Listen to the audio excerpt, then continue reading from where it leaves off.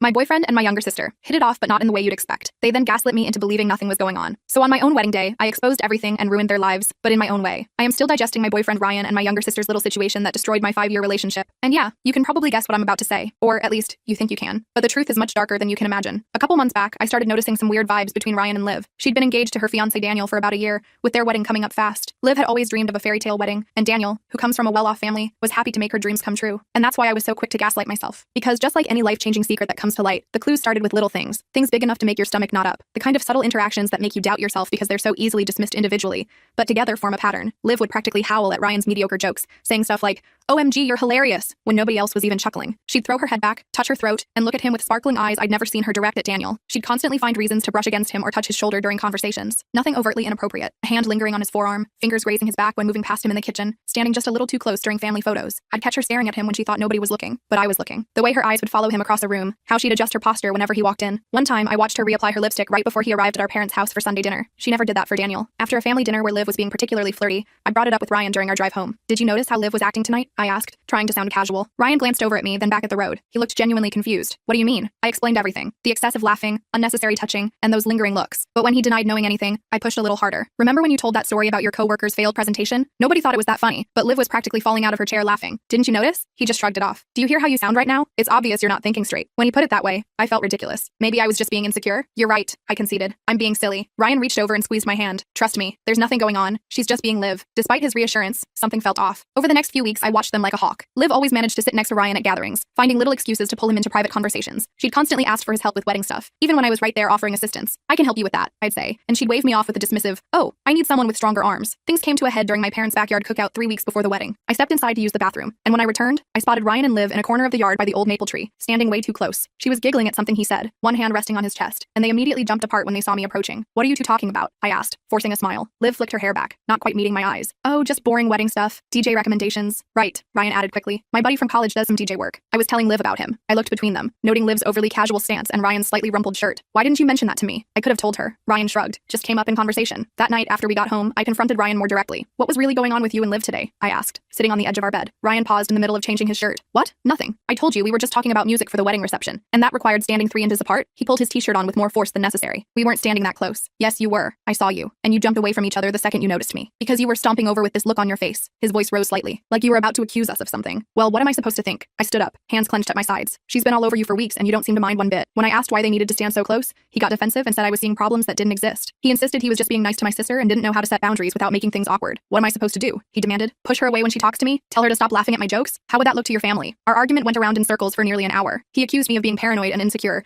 and I couldn't articulate exactly what I'd seen without it sounding petty and circumstantial. The next day, I decided to confront Liv directly. If Ryan wouldn't acknowledge what was happening, maybe she would. We met at a coffee shop near her apartment. What she said made me realize I wasn't going insane all along, and women's intuition is always right. When she arrived, 15 minutes late, she was bubbling with wedding excitement, barely pausing to ask how I was before launching into a detailed description of her final dress fitting. After listening to her prattle on about flower arrangements and seating tarts for 20 excruciating minutes, I cut to the chase. "We need to talk about how you've been acting around Ryan." Her face cycled through surprise, confusion, and finally anger. So quickly I almost missed the flash of something else. Guilt, before her expression settled into defensive indignation. "What are you talking about?" she asked, her voice pitching higher than normal. "You know exactly what I'm talking about, Liv. The constant touching, the private jokes, the way you look at him when you think no one's watching. It's inappropriate, and it's making me uncomfortable." She flat out denied everything, claiming she was just being friendly with someone who was practically family. Her fingers twisted the engagement ring on her left hand, a nervous habit I'd noticed before when she was lying. "This is insane," she said. "I'm getting married in 3 weeks, to Daniel, the love of my life. Why would I be flirting with your boyfriend?" When I pushed further, describing specific instances I'd noticed, she got defensive, her voice rising until nearby patrons started glancing our way. "If you can't trust your own sister, that's your problem, not mine," she snapped, gathering her purse and jacket. "Maybe you should ask yourself why you're so insecure in your relationship." She stormed out, leaving me sitting alone with 2 half-finished coffees and a knot in my stomach. When I told Ryan about the confrontation that evening, he was incredulous. "You actually confronted her? At a coffee shop?" He paced our living room. "What were you thinking?" "I was thinking someone needed to address the elephant in the room," I replied, my voice trembling. "Since you wouldn't." He thought I'd made a huge mistake. "Did you really have to upset her right before her wedding? She's already stressed enough without you throwing around accusations." "They weren't accusations. I was just trying to set some boundaries." "Boundaries for what? A problem that doesn't exist?" He suggested I should have handled it differently, making me feel like I was the problem. The following days were brutal. Liv completely ghosted me. No calls, no texts, nothing. My parents called, concerned about why Liv was so upset. Mom's voice was tight with disappointment. "What's this about you accusing your sister of something inappropriate with Ryan? She's devastated, Sarah." I tried explaining, choosing my words carefully, but but they also thought I was overreacting. Dad sighed heavily into the phone. Honey, I know you and Liv have always had your competitive moments, but this is her time. She's about to get married. Whatever you think you're seeing, well, maybe it's just wedding jitters making everyone a little emotional. With my role as bridesmaid now in question and the wedding approaching, I felt completely lost. I doubted myself constantly. Was I really imagining everything? Was this all in my head? I attempted to reach Liv multiple times, calls, voicemails, even showing up at her apartment one evening with a peace offering, but she wouldn't engage. Ryan kept insisting I should just let it go, that everything would be fine if I'd just apologize and chalk it up to a misunderstanding. The wedding's in 2 weeks. Do you really want to be on bad terms with your only sister for her big day? When I suggested skipping the wedding altogether, he looked horrified. You can't miss your sister's wedding? Your family would never forgive you. His insistence that I attend the wedding, despite everything, struck me as odd. If I was truly being paranoid and there was nothing between them, wouldn't he understand my discomfort? Update. Things got worse after confronting Liv. She told our mom about my accusations, presenting herself as the victim of my unfounded jealousy. Mom called me in a rage, screaming about how I could be so selfish right before Liv's wedding. My father, normally the mediator, was similarly disappointed. We raised you better than this, he said. Family comes first, always. I don't know what's gotten into you. My parents were furious. Liv still wouldn't speak to me, and Ryan kept insisting I was being paranoid. Friends who heard about the situation through the family grapevine were divided. Some thought I might be onto something. Others suggested I was overreacting due to turning 30 and seeing my younger sister get married first. It's natural to feel jealous, my well-meaning friend Tara suggested. Not that you'd actually think something's happening, but maybe subconsciously you're looking for problems because you're frustrated that Ryan hasn't proposed yet. I wanted to scream. This wasn't about jealousy or biological clocks. This was about the sick feeling in my gut every time I saw them together. A week before the wedding, I went to my parents' house to try making peace. I hadn't been invited to the final bridal shower or the rehearsal dinner,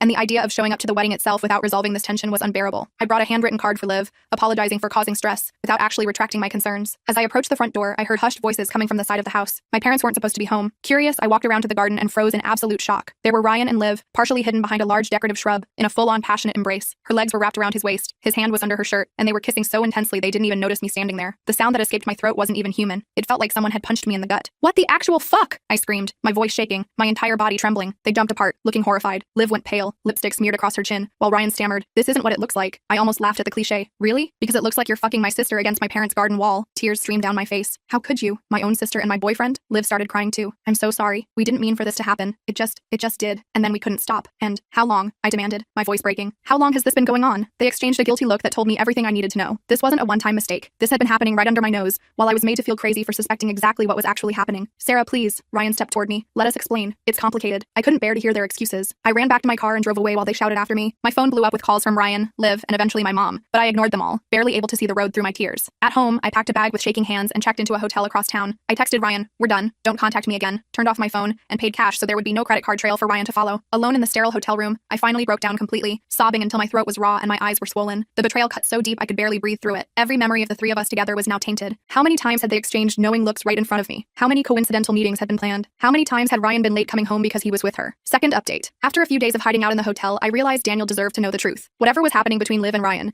Daniel was about to marry a woman who had been cheating on him. I couldn't let that happen, even if it meant being the messenger everyone would blame. I finally turned my phone back on to find dozens of missed calls and messages. Ryan begging for forgiveness, claiming it was just physical and didn't mean anything. Liv alternating between tearful apologies and angry accusations that I was trying to ruin her life. My parents expressing concern about my whereabouts, clearly unaware of what had actually happened. I called Daniel, my heart pounding as the phone rang. He answered on the third ring, his voice wary. "Sarah, is everything okay? No one's heard from you in days." I took a deep breath. "No, Daniel, everything is not okay. There's something you need to know before the wedding." I explained everything from my initial suspicions to catching them together. When I finished, there was a long silence. "I had my doubts too," he finally said, his voice flat. Little things that didn't add up, but I convinced myself I was being paranoid. "I'm so sorry, Daniel. You don't deserve this." He thanked me calmly and hung up. I sat there for a long time afterward, wondering what he would do with the information. On the evening of the wedding, I was sitting alone in my hotel room when my phone lit up with a call from my cousin Jess. I hesitated before answering. "Hello? Holy shit, Sarah, you won't believe what just happened," she whispered urgently. "The wedding is off. Like, nuclear explosion off." Apparently everything seemed normal until the vows. The ceremony had been beautiful. Perfect weather, stunning decorations, Liv looking radiant in her gown. The minister had gone through the usual ceremony, and then it was time for the bride and groom to exchange their personalized vows. Daniel stepped forward, looking handsome but oddly calm in his tuxedo. He cleared his throat and announced to everyone that he couldn't marry someone who had betrayed her own sister by sleeping with her boyfriend. "He just came out and said it, in front of everyone," Jess reported. "He said he'd been wrestling with whether to go through with the wedding after you told him what happened,